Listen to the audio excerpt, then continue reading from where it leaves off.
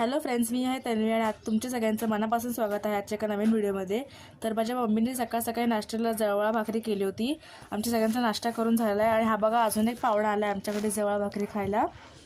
तर मम्मीने एका ताटामध्ये ना जवळा आणि चपातीचे बारीक बारीक तुकडे करून ठेवले होते।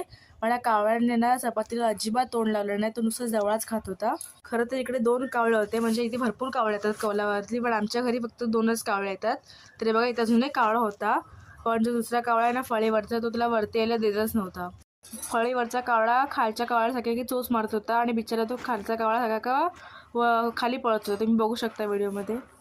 तर तुम्ही ते दुसरा कावळा बघू शकता, तो बिचारा खाली पडलेला खातोय ते। तर इथून चाळीतली माणसं देखील ये जा करत असतात। तर हे बघा अशा प्रकारे त्या कावळ्याने जवळपास पूर्ण थाळीच खाली करून टाकलेली आहे। तर तुमच्याकडे पण असे कावळे सकाळी नाश्ता करायला येतात का, ते कमेंट करून नक्की कळवा। व्हिडिओ आवडल्यास लाईक करा आणि व्हिडिओ पाहिल्याबद्दल धन्यवाद।